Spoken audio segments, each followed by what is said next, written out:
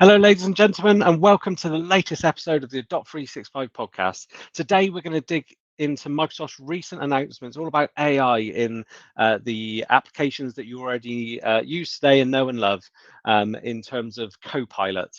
Before we dig into that a little bit more, let me introduce my co-host. First of all, Megan Warren, Hello. and last but not least, Anthony Jarman. Hello, everyone. So Satya Nadella, CEO of Microsoft, said that on the day of the announcement, today marks the next major step in the evolution of how we interact with computing, which will fundamentally change the way that we work and unlock new waves of productivity growth. This is quite a big statement from Microsoft and from Satya Nadella, and he went on to kind of put this in a timeline of the various different things, such as the graphical user interface and the mouse, and other technical evolutions that we've seen in the past. So I'm really excited to see what Copilot can bring to our productivity experiences.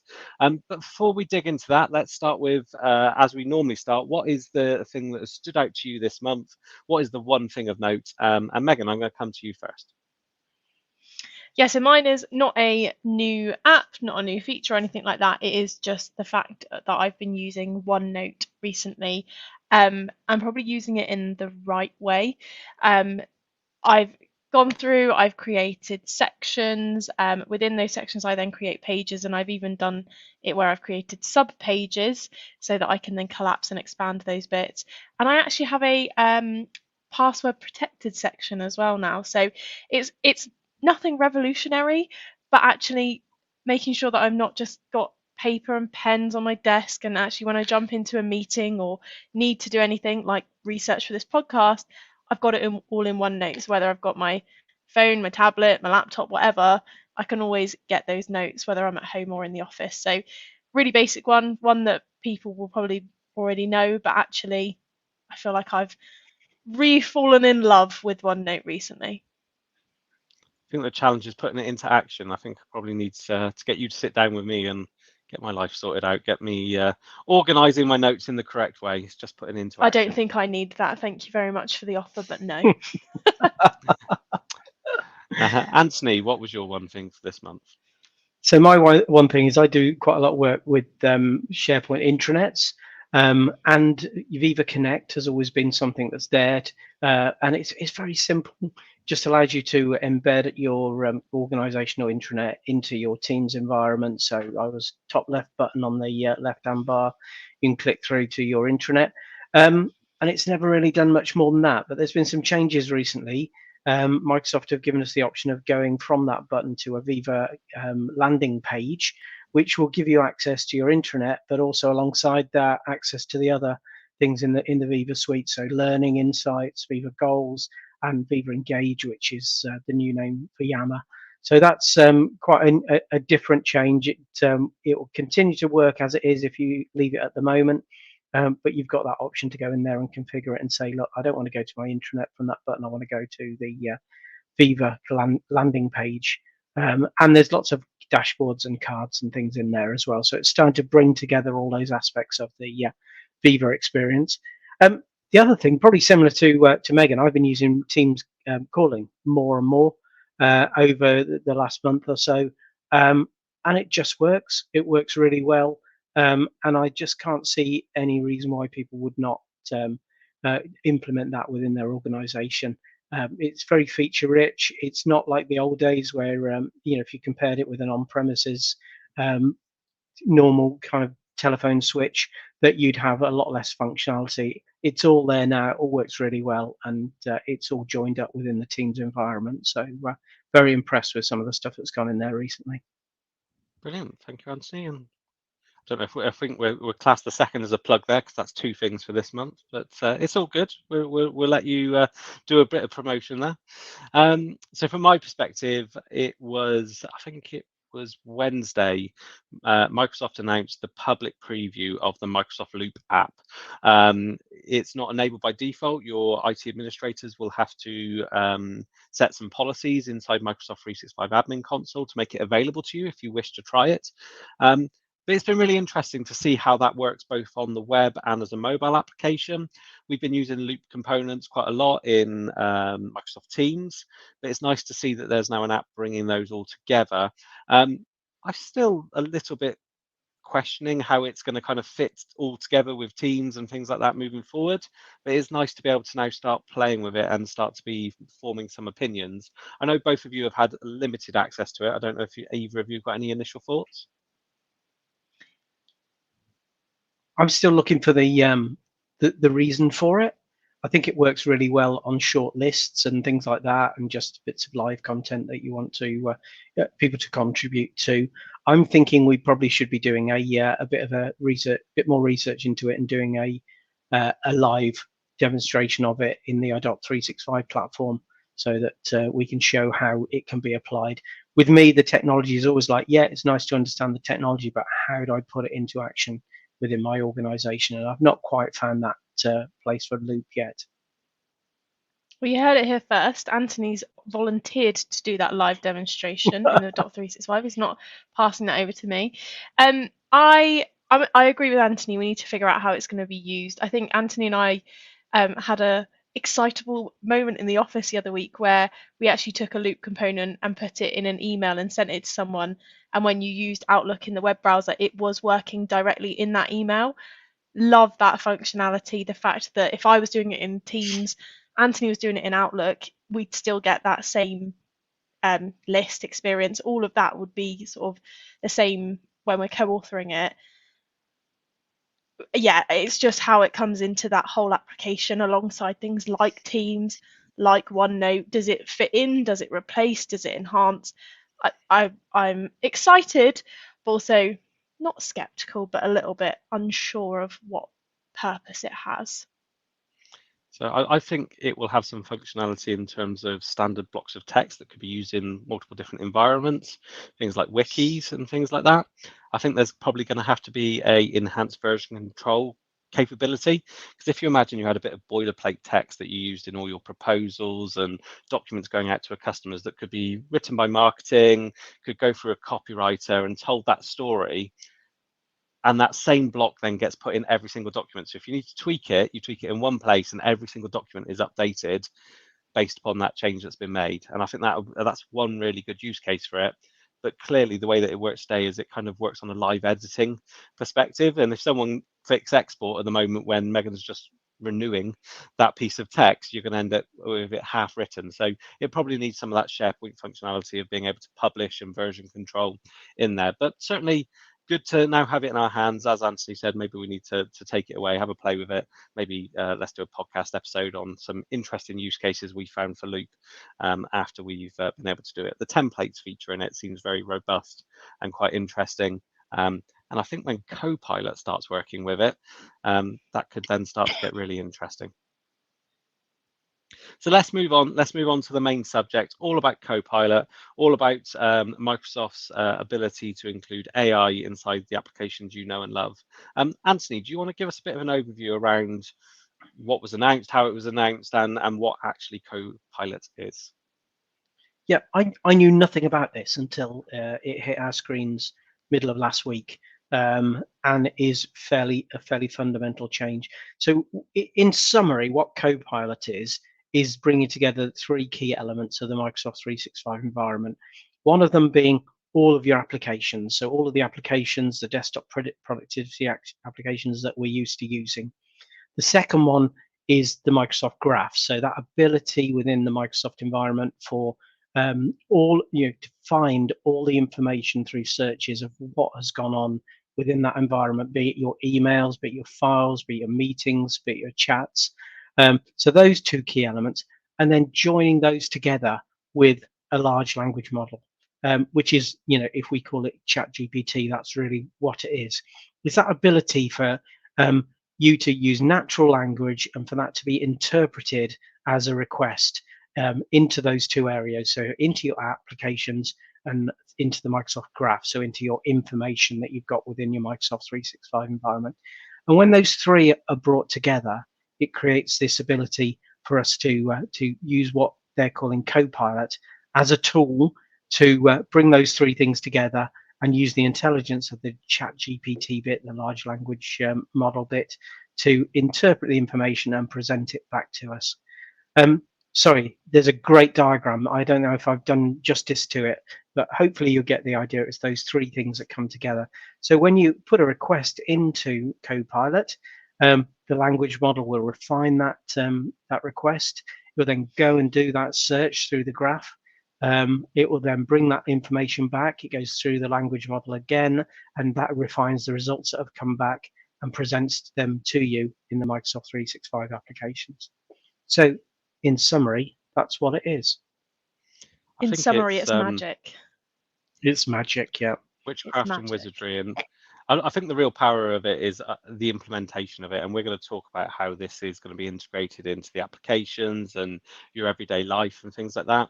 I think Microsoft have said that there are a small amount of customers currently testing this out today in a private preview, and that will slowly roll out to more and more customers. They've also said that at this time they're not sharing any information on how it's going to be bundled or licensed. So I think, from my perspective, I would be amazed if this just became available to every SKU, every version of Microsoft 365, because the compute power that is going to be needed behind this in Azure, we can only assume, is going to be massive. So I would anticipate this is only going to be available to those E5 type SKUs, or will be a bolt-on to other users. But we're waiting to hear from Microsoft on that point and when we're likely to see it. But I'd imagine Microsoft are going to want to try and push it through correctly. And that's something that we'll come on to, because I think since we saw the launch of the public preview of ChatGPT, we've seen a lot of people now kind of bring their technologies to the forefront to make sure that they're still competitive, that they're leveraging OpenAI and things like that. So yeah, so let's move on now. I'm going to change order slightly so people don't have to hear from me too much. So let's dig into some examples of how Copilot will be able to be used with the applications that you know and love. Anthony, do you want to take us on, or start the conversation on the Microsoft 365 Office applications, those traditional applications that we've been using for some time? Yeah, what I would say is there's a great video that Microsoft have launched around this, giving us a kind of teaser and a bit of an overview on a lot of things that happen in there. And one of them that caught my attention is that, you know, the Copilot model is embedded in the Office. It's a little bit more sophisticated than Clippy, who used to tap on the screen and say, "It looks like you're writing a letter." It's really taking that to the ultimate level. So one of the examples that, you know, made me think at the moment I saw it was the fact that if I've done what I normally do in my normal way, and I've written a proposal for a client, and the next thing that usually happens is the salesman takes that away, he comes back, he goes, "Yes, that's all going well, we need to go and do a presentation for them." I will sit and I will look through the proposal, and I will choose the best way to turn that into a PowerPoint to present the key elements from that. And that's the kind of thing that is demonstrated that can be done automatically. So I can point the Copilot environment at my proposal and say, I need to do a 3-point proposal, a 3-point PowerPoint in an informal way on this proposal here. Can you do that for me? And it'll just go away in the background, create the slides, create the key points that I need to put across, fill out on those, come up with a conclusion, and it'll do all of that bit for me. So really, it's going and doing my job for me.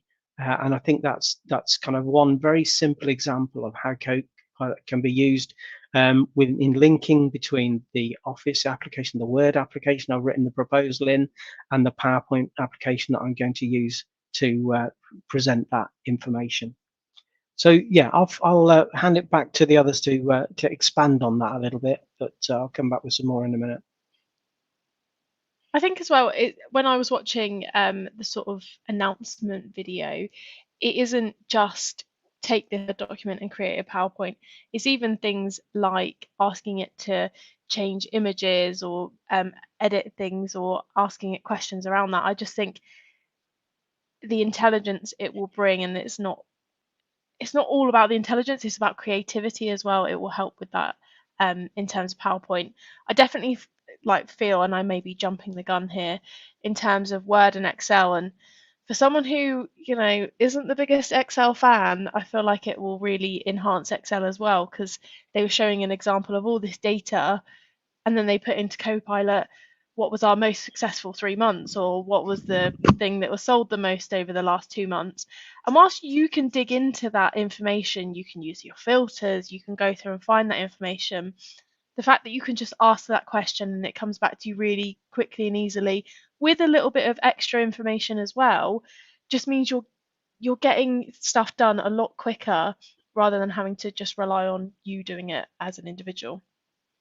And I agree, and I think that's something that really stood out to me in Excel, because I'm quite an analytical person, but I'm not the most in-depth user of when it comes to Excel.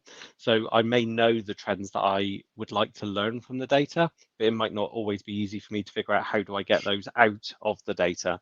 So the ability to ask it a question, give it a bit of context in terms of what the data is and how that might be, will allow me to get valuable data out of there, which I could get myself, but it might be that I've got to sit down for half a day, think about it a little bit more, think about how I can get that data. And it might just be that I can just do a few what if queries and get a flavor for what the data could be showing me. And I think that could be really, really valuable. Yeah. About 20 years ago, when I looked a lot younger than this, I did an MBA, and one of the subjects we looked at was a guy called Peter Drucker and his definition of what he called a knowledge worker. And I pulled out, the books on the shelves behind me. Quite a few of those are left over from my MBA and never get opened. But I pulled one of that out the other day, and he defined it as a knowledge worker is a high-level worker who applies theoretical and analytical knowledge acquired through formal training to develop products and services. So that was his, definition from 1959. And I think what I'm seeing now is that changing, because I haven't got to go and acquire that knowledge through formal training to develop products and services. I can use ChatGPT or that large language model and the intelligences within there to do that for me. So I think it is really quite a turning point in the way in which we work. It will create a new way in which we'll work together, where we're drawing on the expertise of the past, but having it delivered to us in a way that we can apply very easily to our business. The other key point I picked up from it was that, constantly you're given that opportunity, not just to take what it gives you and send that out to your customer, but to actually tune it and refine it. And I know Megan's and Barry have used ChatGPT quite a lot for developing text and things like that. And it's that ability to, sometimes it gets things wrong. Barry, was it you? I don't know if you said this earlier, but sometimes ChatGPT will get things wrong, but in a useful way that make you, understand exactly, what you've said wrong to the learning model, so you can go and tweak that. And I think it's in Microsoft say, as you're completely right there, it's either it's really helpfully right or it's usefully wrong, and we'll come on to ChatGPT and how you can use that, but that's something that I've felt that sometimes you stare at a blank page or you think, how do I do this? And you're able to talk to these AI models and they put something on screen, and all it does is it shows you how you don't want to talk about it, but equally that then triggers something going, actually I want to do this. And I think one of the elements, I haven't got a screenshot to remind me of what each of the buttons are, but you get the ability whenever it creates something to go retry, or you can then prompt it slightly differently to go, could you try that again, but can you make the tone a little bit more friendly and formal, corporate, or whatever those might be from that perspective. So it's not like you get one chance to say something and see what comes back and that's what it can do. You can tweak it, you can tune it to be able to act in a slightly different way. Yeah, those bits, Barry, were at the bottom. It would say, this is too long, make it shorter, make it longer, to make it friendly. I think there was even something you could add emojis and stuff like that. So, yeah, I think the fact that you can tweak it is a really nice thing, because it's always a great starting block. It's never, well, we'll come on to examples later, but from what I've got, it's never been 100% right the first time. It does need a little bit of tweaking from a human. And I think another example, Anthony used a really good example around how Word could be used to create a summary PowerPoint presentation. One of the areas that I always struggle with is I've written a proposal document or an architectural design document, and then you go, now I've got to write the executive summary, and you've got to try and summarize what's in the document in a way that maybe the target audience isn't even the target audience. This is designed for the finance director that is just going to read the executive summary and then get to the bottom of the bit where it comes to the price or something like that. If you're able to write a whole document and then you're able to say to Copilot, write me an executive summary that will be able to be understood by a finance director and a managing director, as well as the target audience of this document. Make sure that you call out the key points of our solution and the benefits for the customer. It will then have a first attempt at writing that. And I think, as Megan says, it won't be right, but it will just give you enough prompts to be able to tweak it to get to somewhere where you need to be. And ultimately, it might actually do something that you haven't ever considered before, because it's not limited by your perspective of the world. It will be limited by industry standards and all the other things that it's been trained by. Definitely. Yeah. Just coming back to PowerPoint quickly, the bit I did really love as well is when you create a PowerPoint, if it was from a document or anything like that, it also puts the notes in the notes section for you. So it hasn't just created the PowerPoint, it's then got the notes for you, which again, you'll probably have to tweak, etc. But at least it gives you a great starting point of what you're going to say for each slide, depending on what they've created as well, which I just thought it felt like a really nice touch. I felt like they didn't have to do that, but it was a really nice touch that they have done it. Yeah, I would pick up on that as well. When I do a PowerPoint presentation, I'm kind of quite traditional. I just like it, some really good bullet points. When Barry does a PowerPoint presentation, he always likes to put a few images on there. And he'll always say to me, look, put some images on it, liven it up a bit, Anthony.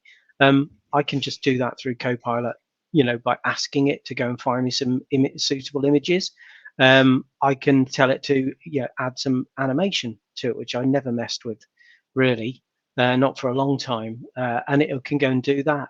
And it gives me access to a lot more functionality within the Microsoft applications than I would normally use. I think the usual adage is that most people use about 20% of the application, and I think what this will do will give us access to the other 80% of the functionality available within those Office apps without us having to go and learn those things. So love it. So from what I've seen, it also does it with with an amount of style and decor, rather than doing it in quite a nasty way, because we all know how bad PowerPoint presentations can get with animations and things like that. But the examples that I've seen seem to be using some good design standards, that it's not just text coming driving onto the screen and stuff like that. It's the text might be static, but some of the background elements are just slowly fading in, but they're doing multiple things at one time, so it creates a nice transition. I think we'll come to it a bit later. I think it's how do we then stick to corporate design standards, corporate tone of voice and things like that. So I hope there is some ability for the organizations to train those things at an organizational level, but I think we'll talk about that a little bit more in a moment. Megan, have you got any thoughts around Outlook? I know when we were speaking earlier, you had some concerns about the Outlook integration, but equally there's obviously positive opportunities there as well. Yeah, so I think when the announcement was made, they started talking about Outlook, and it does some incredibly useful things. Like if you've got an overflowing inbox, so if your name's Barry Coombs, this might be really useful to you. If you've got a number of emails that have come in, Copilot will come up and say, these are the sort of emails that I've picked as priority out of your inbox. It allows you to see those priority emails rather than having to filter through and make your own decisions. All of that can make it really easy for you to get to those emails a lot quicker. And it does things like if someone sends you an email and shows you that you have actions, it can almost draft up a response for you. And I can see how these things will be incredibly useful, especially the priority thing. There's just certain bits that as they're talking about it, you almost get little red flags appearing that actually if somebody emails me and I get an auto response, I might accidentally just go, oh yeah, that's good enough, send it, without taking the time to read their email, to read my response. And then if I jump on a call with them, I've not got the knowledge of what was in the email thread because I've probably skipped that because Copilot did the job for me. There's got to be that human intelligence piece, that we are still reading the email thread, reading the summary of the email thread that it will give us, anything like that, and just tweaking that response as well. Don't just assume it's got it right for you. It is not you. It's not taking that personal human element of you and put that in. And we need to make sure we're still building that knowledge. Equally, things like the priority, sort of highlighting those priority bits, it's probably taking those from which ones have given you actions from your emails or something like that. And it doesn't take into consideration maybe what your priority is in the organization at the moment. So I have a very sort of P1 priority for myself at Computer World at the moment.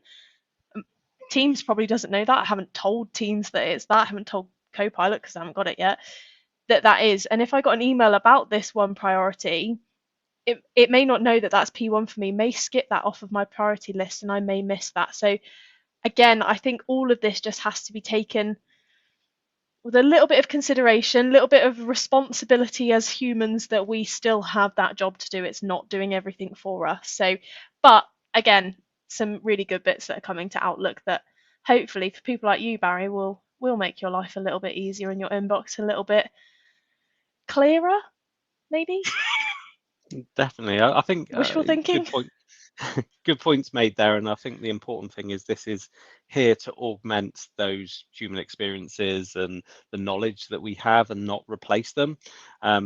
Maybe at some point down later on the line it will, I don't know, but I think where we are today, it is about that, making you more productive, giving you insights that you probably wouldn't have had before, and then integrating those into those relevant different applications. Want to move on now from those kind of traditional applications to some of the other experiences, or the modern applications, as we call them. And specifically, one that I'm really looking forward to is the business chat functionality. Now, I think speaking to Anthony the other day, you've kind of invented this yourself the other day. You did a bit of programming and hooked some stuff up together, but we'll come to that in a minute. Let's talk about what business chat is first. So business chat is the ability, and it looks like that it'll probably be available in a few environments, but the primary environment I've seen is inside Microsoft Teams. You will be able to have a conversation with Copilot. Now, Copilot will have the ability to look at what the data, the documents, the information that you have the ability to look at. So security context with Microsoft is always ultimately important. We'll get onto that a little bit further. But if you have the ability to look in several SharePoint sites, into your email, into some chats, conversations, files, Copilot will also be able to look into those only for you. So it takes into consideration what do you have access to, and it will be able to limit its responses back. But you can go, Copilot, what do we think about this strategy? Or what are the top 5 products that we sell in our organization? And you'll be able to ask it sets of questions, and it will be able to use your data as the context for its responses. Now, we'll come to ChatGPT a bit later, but I've been using ChatGPT for similar reasons, not about my data, because ChatGPT doesn't give access to my data. And from a security perspective, I wouldn't put confidential information in ChatGPT. But I've been using it to help me research industry standards or product ideas, or to get a different perspective on a thought that I might have, to understand what different perspectives might be. And I think this is where business chat really might come in. Anthony, I don't know what your thoughts are on this, and as I say, maybe share about what you've been doing with ChatGPT in this space. I mean, ChatGPT is you can. What the reason I was looking at it was because I would do some stuff around Power Automate, and you can actually call stuff from ChatGPT into Power Automate. So I was starting to mess around with that. So I can put a question in there, ask it, get the results back, and filter it, and it's quite good. And I see Power Automate as being the glue that can start to stick together a lot of things within the Microsoft 365 environment, and I'm not sure how that will work alongside Copilot, because it could take it to a whole new level. You'll get to the situation where you've got one stream of information arguing against the other. But yeah, I think I don't know what I think on this. I really am kind of just wondering where it's all going to end up. It's doing my head in at the moment, thinking about how we would change the way in which processes happen in organizations based on this, because a lot of the processes that go on in organizations at the moment are things that through this process and through Copilot can be automated. So it means what is left. So yeah, interesting times. I don't know if I answered the question there, Barry, but I can't remember what it was anymore. No, you give us the perspective on the business chat there, and I think it is. Yeah. It's very different, isn't it? You're talking to a machine. You're asking a machine for its thoughts on something, and that's very different to the way that we have been working before. What I like about it is that context of my data, the context of my knowledge, which will allow me to ask and query those various different things there. Well, I think it's learning your style as well. What I found with ChatGPT, and I think it's probably because I'm just using the free version, it doesn't remember anything about me, the way I like to do things, and I have to kind of take things and be quite prescriptive. It doesn't learn about my personality, how formal or informal I like to be with things, and it doesn't retain that information from one session to the next. And that's what I think will be the real advantage here. I'm assuming sat in the middle of this, it's building a profile of who we are, what we do, how we work, which is scary in some ways, but is also going to ensure that every one of the results it gets back from the graph is going to be modified based on who we are and how we like to access things and how we like to talk about things. Yeah, I So think there'll be no reason for me to have a personality anymore. I think it'd be important for Copilot to have the ability to have that profile available to be tweaked, because you're quite right, in ChatGPT you are able to train it, but it is on conversation by conversation. So if you leave a conversation, everything that you've taught it will then be lost in the next conversation. Whereas I do think when we're using this in a business context, you do want to go, look, this is my role, this is who I am, this is the way that I like to write, or this is the way that the organization tells me to write, and those kind of things. But you'd want to know what it knows and where the bias it's getting and where the type of response it's getting from that side. Megan, do you want to take us on to Teams meetings and how that's going to be integrated? Yeah, so looks like there's going to be two sort of main ways that it's going to be used in Teams meetings. The first way is when you're actually in the meeting. So for example, I could join a meeting, maybe I've joined, I don't know, 5 minutes late for some reason. When I join, I can say to Copilot, what have I missed already? And it will give me a summary of what has been discussed so far, any actions, anything like that. But it can do some other bits. And again, maybe add, I want to say add, maybe not, maybe add a little bit of intelligence. So we could be talking about what we're going to do, what solution we're going to come up with. And I could say, Copilot, is everyone in the meeting in agreement with this decision? And it may come back and say, oh, actually, the team seem a little bit undecided as to what is the right decision. Now, when I was watching the video, I was like, that's amazing. And then I came away and I was like, well, surely I should be able to read the people in the meeting myself without having to ask something. Are my team all in agreement? If anything, if I don't know that question, I should just unmute myself and say, look, is everyone in agreement here? Because I shouldn't be asking Copilot to do that. So there are certain bits like the actions that have been discussed, like the summary that's happening, all of that I can see really useful. Certain bits that were in the sort of launch video. Again, a little bit skeptical that they are needed. And again, we need to have a little bit of human intelligence.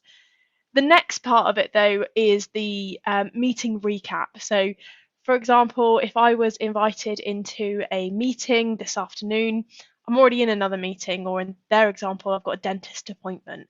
So can't actually attend that meeting. What I can now do is I can follow that meeting. And once that meeting has finished, I will get a meeting recap in my activity in Teams. And when I click into that, it will show me the content that was shared in that meeting. It will show me the actions that were given and who they were given to.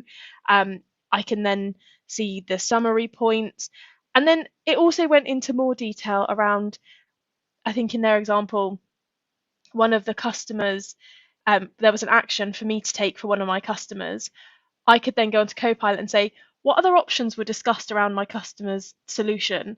And then it would tell me a summary of those bits as well. So I wasn't just taking that action and going, right, I'll run with that.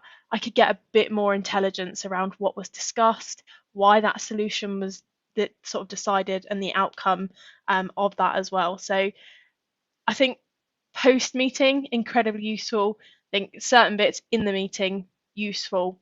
Certain bits, and I'm going to keep banging on about this. Anthony's Captain Chaos. I'm business intelligence meg or something. I don't know. But there needs to be a bit of human intelligence here as well. I think it's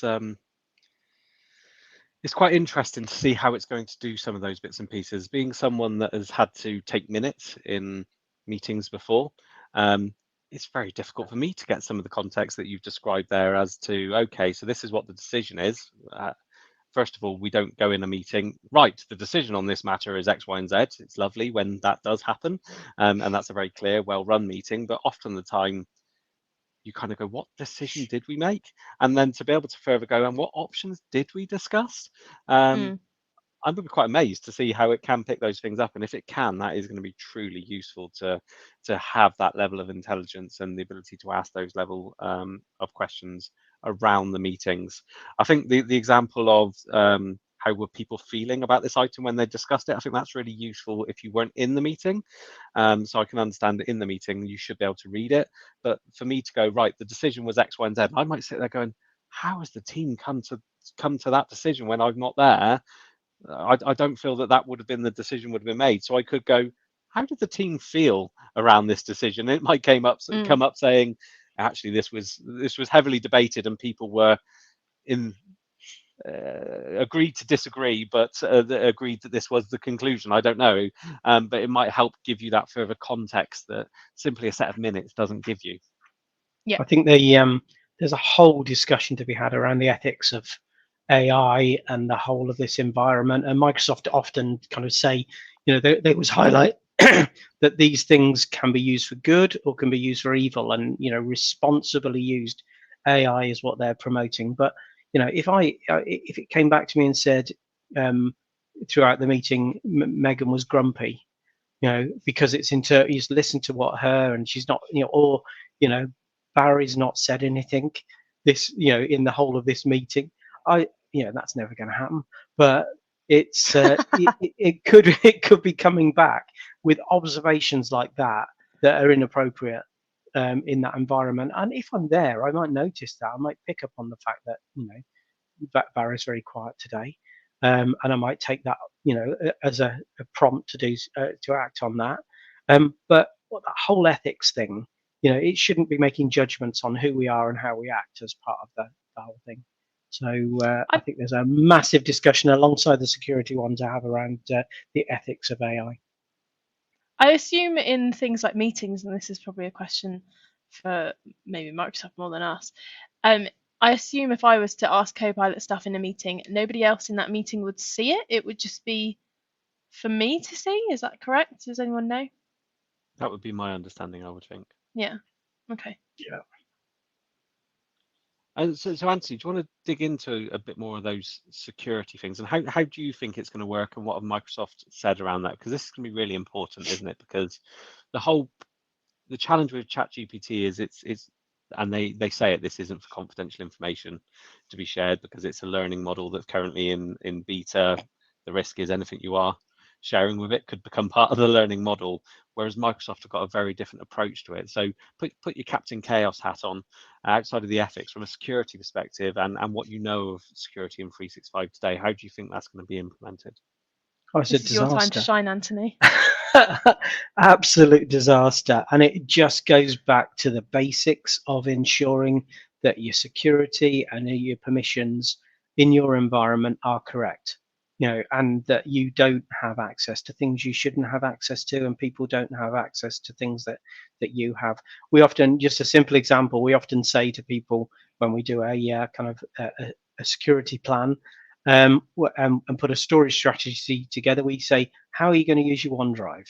And people say, I just want that to be an area for personal files, where I'm saving stuff that I'm working on personally alone. And we need to make sure that isn't available to Copilot, because if it goes along and starts looking at all those things, it might pick something up and go, oh, Anthony's got a dentist appointment at this point in the middle of this meeting, and that's why he's not coming. And highlighting and making those kind of things available. Or if you ask for, tell me about the opportunity, create a proposal for this client. It might identify that Anthony is, having a conversation with them about work, moving to them for work. You don't want that embedded in your proposal to them. So yeah, getting the security model right and getting all the great functionality that's coming in Microsoft Purview and the enhancements we've seen over the last few 6 months in Purview have been fantastic, which will make sure that it's only the right information and the relevant information that are being made available to Copilot to process and to embed in the documents and presentations, etc., that it's creating. And I think a lot of people, I can get onto a lot of people's systems and go and find things that I really shouldn't find, and it's not because it is because they haven't got the security right, but they've not done that maliciously. They've done that because they just didn't realize. And I think that's an important thing.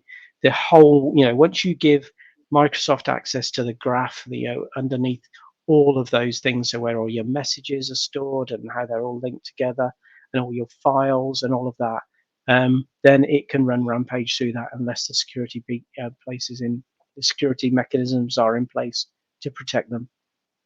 And I think that's something we can have confidence about, that Microsoft have said that getting the security model of this right, getting it out quickly to make sure that people are able to make use of it, but ultimately doing it in a safe way is top priority for them. So the next stage will then come to the IT administrators to evaluate that against your risk factors, making sure that you're configuring the relevant security settings that might be available to it to match your organization. So to be the other side of the chaos story, I'd be quite confident in implementing this in a business that didn't have ultra secret elements. They've said very clearly that it will be in context with what you have visibility for and not anything else from that perspective. But it will need to be done in a considered manner, taking the security configuration and settings into place, I think. Yeah. And it's going back to the basics and thinking through those things and getting that right, and data labeling will become more and more important to labeling of emails. Once the graph has got access to, I assume you turn that on and say, yeah, I'm going to let this look at the contents of my emails, then it will be important to have those emails tagged, because you'll then be able to say, look, people can see my business emails, but they can't see anything I've labeled up as personal or client confidential or things like that. So the whole security model needs to be thought through and it needs to be implemented correctly. I think as well, whilst we're talking about considerations that need to be made, I think there is considerations around sort of awareness and adoption of this. Obviously, we've spoken around people making sure they still use their own intelligence around it, making sure that they know how to use it. But I think when you're talking about this, there's been that many films that have been created around robots taking over your jobs and stuff like that. But I think naturally there will be some people that are quite fearful of this, that people will be using it and that people will be using it for their jobs. And does that take over my role? Am I still needed here? I think the answer is yes, you are still needed, because it can't do everything. It can just enhance that. It can change the way we work. It can make us more productive. But I think that awareness of, look, this is what it is. This is how tech can be used for good, which is another thing Microsoft and others say around tech for good and all of that, how it can be used. And then that training piece of, when is it right to use it? When is it right to trust it wholeheartedly? Or actually, what do you need to do as well? I think there is a whole people element to this that we need to be very aware of and make sure we're bringing them along on the journey and helping them, if that makes sense. Makes sense. Makes sense. I think we've already shared a number of example use cases and maybe how we're also using things like ChatGPT today, but is there anything specifically that either of you want to shout out in either of those areas at all? The only thing I would say, and it's probably a little bit of lived experience, is, and it's probably stuff we touched on already, is it doesn't replace you, it doesn't replace your team. So there was, when I first started using it, I got very excited. I could use it to bounce ideas off of myself, put in, I don't know, podcast titles, give me 5 podcast titles around disaster recovery. And it is really good for those, opening up maybe a different structure of a title that I wouldn't have thought of, or it brings up words that I wouldn't have thought of. And it is good for that. Again, it wasn't right. I took some ideas and then created it myself. But then what is also sort of I realised is I was doing that with ChatGPT, and actually I could be doing that with Georgia in my team. So Mhm. now I probably get some original ideas, and then I take them to Georgia, and I'm like, right, now what do we like? What do we like from this bit? What don't we like? What should we use here? So again, it's, don't just assume that ChatGPT is now your best friend and you can use it for everything, and Copilot will give you everything. You still have that team who have a lot of creative ideas. So that's probably a bit of lived experience. I started using it, and then I realised actually me and Georgia work really well together. We could do this. So we've taken a few ideas from there, and then we've come up with something 10 times better than AI did. But we took some initial ideas from there. So um, yeah, just a quick lesson learned, I guess. That's a really important lesson because I'm, as you guys know, I like to be in a room with people. This whole working from home thing is quite challenging at times. Unless unless I see people on not on a regular basis, but it's okay seeing you guys on the screen, but it's much better when we're together in a room. We learn so much more, and people naturally need human connections, don't they? They need to be touched by people and need to talk with people and stimulate conversations with each other, which is what we lose a lot of working from home. So if that, even that intelligence bit of it is replaced by a machine, then there's a danger that long-term communities will not really happen in the way that they have done before. Much better to be in a room with a whiteboard and discussing things than talking to a machine any day for me. And I just see, I know that's because I'm a baby boomer or something like that, but the younger guys in the office, I think they will lose out through not being able to communicate effectively if they're always just constantly bouncing their ideas off a machine. I think the opportunity here is the inclusion and the augmentation of that technology with the good things that we do. So in the examples you've both used there, AI could probably augment those conversations. It could be suggesting things. Oh, why don't you talk about this? You're talking about that at the moment. Have you thought about this thing? And you either look at it and go, no, I don't need to think about that thing. Or you go, actually, no, that's a really good idea. Sometimes you just need those prompts to be able to help you think outside of your frame of the world, to see something differently. And I completely agree. I think for me, it's the augmentation rather than the replacement of human interaction, Yeah. communities, and things like that. And how can it provide more value? So Mm-hmm. I think we'll wrap up now. I just want to thank everyone that listens to the podcast. If you're not already subscribed, make sure you subscribe, make sure you give us any comments below. Also, make sure you check out the last podcast if you didn't listen to it. We were talking about how far people were with the adoption of Microsoft 365, and you've got the ability to go and score yourself to see where your organization is and to pinpoint those areas where you might improve. Now, I thought to sign off the podcast, it'd be quite interesting to see what AI said for signing off. So here we go. Here's what ChatGPT says to sign us off. Let us know in the thoughts below how well ChatGPT did.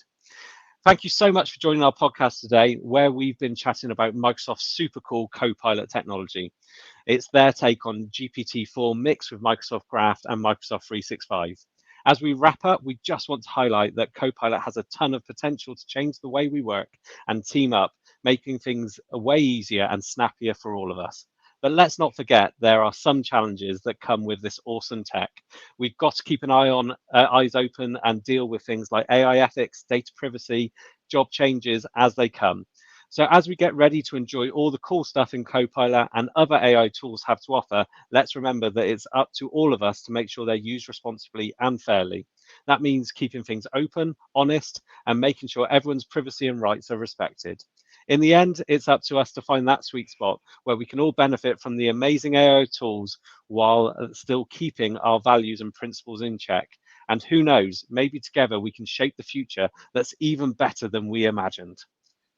So a lot of AI fluff there that could probably have dealt with a human, but equally some cool stuff. Super I'm never cool is using the the word. particular word. Yeah, I'm never going to use the word snappy in anything I'm writing. So yeah. But there we go. For your conclusion, that's our wrap up today. I hope you've enjoyed the podcast. I hope you are now thinking about how you can be using technologies such as Copilot or ChatGPT. Thank you for listening. We look forward to speaking to you on the next podcast.